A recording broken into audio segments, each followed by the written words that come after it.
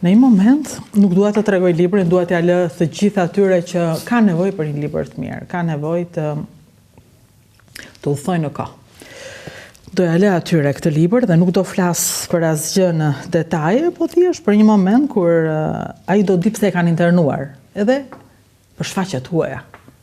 Për shfaqjet huaja, thot, në një moment ai po mundohet të kujtoj me kohë që çfarë ndodhi ai tregimi që libri që do bënte dhe se bëri dhe gjithë gjërat. Ndërkohë që kur ka përballjen e parë me njerëzit që e marrin në pyetje, është i kujdesshëm kur flet. Domethënë, duket si një kohë e zhdukur dhe haruar, por në fakt, në mënyra të ndryshme, asgjë sikur s'ka ndryshuar, asgjë. Okej, nuk të internojnë. Jo. Po dua të them, e keni fjalën për njerëzit vet apo për njerëzit vet? Nuk e di. Sikur tregoni për dikë që nuk është më, po që bën gjëra që ndodhin dhe tani. Dhe tani. Dhe ndërkohë ju e shikoni me largësi, edhe pse mua era im duket si ju. Ai nuk është ju, apo jo? Personazhi kryesar. Unë nuk kam synuar të paraqes veten. Por që besoj që pa dashur kanë dalë dhe gjërat mirë. Edhe gjëra që. Pse shkuat ju në Spanjë? Po ishte koha, domethënë në 97-ën, pranverë në 97-ës, ishte një periudhë shumë e rrezikshme, siç e dini, që janë vrarë shumë njerëz, edhe që hiknin shumë njerëz, janë larguar dhjetra mira në atë kohë, dhe në mënyrë të dëshpëruar. Unë kisha një mundësi shumë të mirë, domethënë me një organizat që quhej Parlamenti Ndërkombëtar i Shkrimtarëve. Presidenti ishte Salman Rushdie. Po. Dhe kisha kontakt me ta. Mendova në 96-ën mbas zgjedhjeve, domethënë të 26 majit, asaj masakrës elektorale që u bë, që ndoshta do vendosë diktatura. Dhe u vura një herë në kontakt me ta, po kam të nuk kërkoj tani, vetëm mund të ndodhi. Edhe mendova do rri. Pastaj kur filloi ai kaosi dhe ajo dhunë e 97-ës, mendova që më mirë po iki. Më mirë po iki ca kohë, dhe mendova të ikja për një vit, sa që kishin ata ta jepnin një bursë, edhe të çonin në një qytet, që quheshin qytet Strehim. Edhe të çonin në një qytet, kishte disa qytete në Europë, mua më çonë në Barcelonë, edhe mirë po, kaloi një vit, gjërat ishin normalizuar, si ishin më si në atë periudhë, si në pranverën e 97-ës, po prap si ishin dhe aq mirë dhe veç asaj, unë ndjeva shumë mirë atje. Isha vetëm me gruan, menduam do shkojmë atje, nuk do jemi mes të huaj, nuk do njohim njeri, do jemi vetëm, por të paktën do jemi në qetësi një farë kohë dhe të jashtë rreziku. Mirë, për mbas një viti pastaj, ndërkohë kisha njohur njerëz. Kisha krijuar kontakte, ose ishin krijuar kontakte me mua, shoqata të ndryshme, veçanërisht shoqata shkrimtarësh, edhe ose institucione kulturore. Dhe kështu që gjeta punë, bile Parlamenti Ndërkombëtar i Shkrimtarëve më kërkoi mua, që thanë do të punosh për ne, domethënë për të gjetur dhe për të propozuar raste shkrimtarësh ose artistësh që janë në situata të rrezikshme, domethënë që të përfitonin nga ajo që kisha përfituar unë, mbasi të marronja këtë bursën. Dhe kështu që punova për ata, fillova punën, pastaj kam punuar për një institucion të Barcelonës e kështu me radhë. Tani jam freelance. Po përgjithmonë Barcelona më. Po, aty jam. Dhe në fakt, ju keni sjell shumë shkrimtar spanjoll pastaj më pas, sjell në gjitha kuptimet. Po, është e natyrshme, domethënë duke jetuar si thua midis dy kulturave, dy letërsive, domethënë midis Shqipërisë nga vi edhe Barcelonës ku jetoj, domethënë Spanja, Katalonja, është e natyrshme që të shërbejë një farë ure për kulturën, në të dyja drejtimet, si thuash.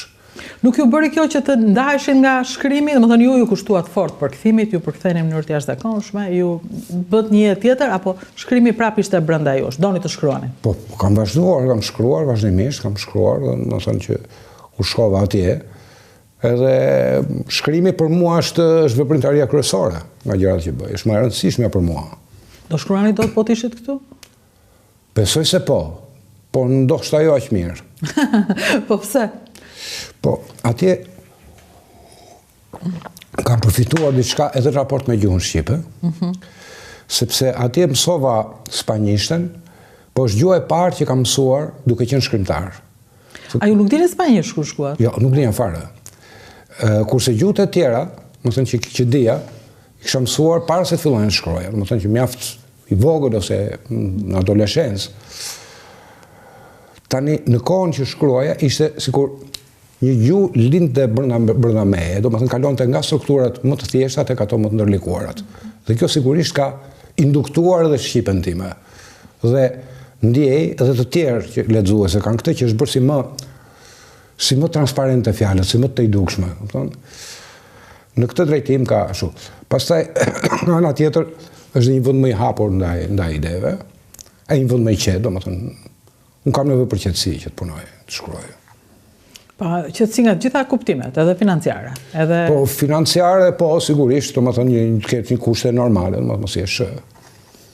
Që këtu akoma s'ja kemi dalë, domethënë, të kemi atë mbijetesën, të kalohet mbijetesa, sidomos për artin dhe kulturën. Si shikoni ju artistët, njerëzit që krijojnë, që bëjnë kulturë në Shqipëri, me kalimin e viteve, më keq? Jo, këtu ka njerëz talentuar, në gjitha fushat, letërsi, në pikturë, me sa kam parë, por nuk ka, si thua, një hapësirë komunikimi letrar, ose hapësirë komunikimi kulturor. Të janë si të veçuar. Në Kosovë është më ndryshe, për shembull.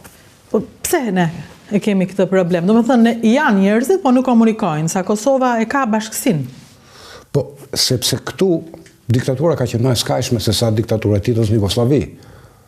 Këtu ka qenë, si thuash, komuniteti ka qenë i imponuar nga lart, atje ka pasur një farë autonomie. E me sa duket, këtu është si një lloj kundër reagimi ndaj asaj gjendje, ndaj atij kolektivizmit të imponuar që ka qenë, domethënë, edhe të skajshëm, të dhunshëm në atë kohë. Prandaj kemi këtë që pak a shumë, po të vëshëresh, askush nuk di gjërat e njëri tjetrit këtu. Domethënë nuk flitet për... Po, kjo është e vërtet. E thënë nga ju, mua po më hap syt tani, se edhe mua më duket sikur s'ka. Në fakt ka, po nuk komunikohet. Po, një gjë tjetër. Një gjë që ndjeva unë gjatë librit janë disa gjëra, domethënë për të cilat për gjitha kam mbajtur shënim, por ajo që më përsëritej më shpesh ishte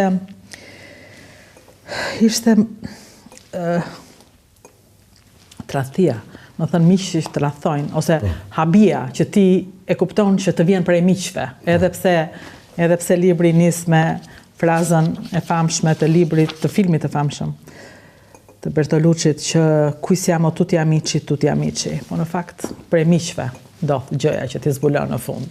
Ky është një leitmotiv që vjen prej babait? Jo.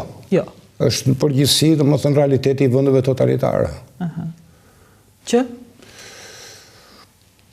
njerëzit i bëjnë dëm njëri tjetrit për të shtuar lëkurën. Po mirë, dikur ishte një vend totalitar dhe njerëzit donë të shpëtojnë lëkurën duke bërë dëm njëri tjetrit. Po tani se detyroheshin. Tani është tjetër situatë.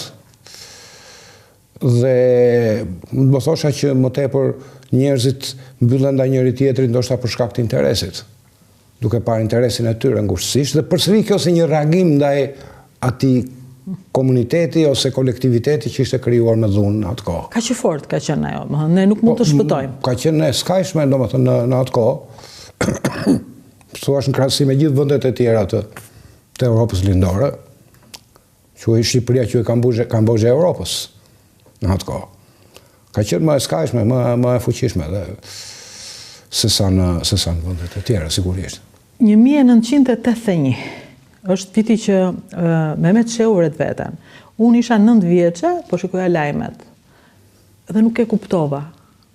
Domethënë ky ishte një lajm i... Domethënë nuk e kuptova jo rëndësinë, sepse ne ishim fëmijë politik, në një farë mënyrë ne rriteshim gjithë për të kuptuar, po nuk kuptova diçka që më ka ardhur një mizë dhe nuk ikën tani, që nuk kuptova diçka që akoma mua më kujtohet tani, ai momenti që unë dëgjova heshtje për rreth, domethënë jo keqardhje, jo habi, jo frikë. Nuk e di, ishte një gjë që se shpjegova dot e kuptova më pas kur ai u shpall armik. Po ju ku ishit në atë ditë? Unë isha në shtëpi. Në shtëpi. Domethënë kur gjatë asaj nate isha në shtëpi, po flija. Të nesër mëngjes u zgjova, ne shkova në kinostudio. Shkova në kinostudio në punë. Nuk fare, asgjë. Fare. Pastaj erdhi një makinë e grupit shoqërimit të Timeti, edhe më thot shoferi që hajde se të kërkon Aliu që ishte shefi I grupit shoqërimit. Shkoj atje unë, edhe kur hyn në shtëpi më thot vëllai se çka kishte ndodhur. Fare, më thënë spritët dhe ikët, ishte qetësi në shtëpi, nuk ishte kuptuar askush gjë. Gjatë natës jo, në mëngjes e gjetën. Në mëngjes e gjetën. Ajo është dita që ndryshoi gjithçka pastaj. Po, aty filloi. Që nga 81, jemi 2025-ën, për herë ka intervistat e njerëzve të ndryshëm që e kanë njohur ose nuk e kanë njohur dhe të gjithë flasin në mënyrën e tyre. Secili do thot një variant, që se si ai nuk vrau vete, se si e vran, se si e vrau Enver Hoxha, se si e vrau, të gjitha variantet e mundshme. Nëse ju keni të njëjtin variant gjithmonë për babën tuaj. Kam dyshuar një farë kohë, kur dola nga burgu, se dëgjova fjalë të tilla. Pastaj me sa kam parë, me sa kam verifikuar, domethënë me njerëz që janë marrë me atë punë, është që tani kam bindje që është vetë rasti. Ju ishit një njeri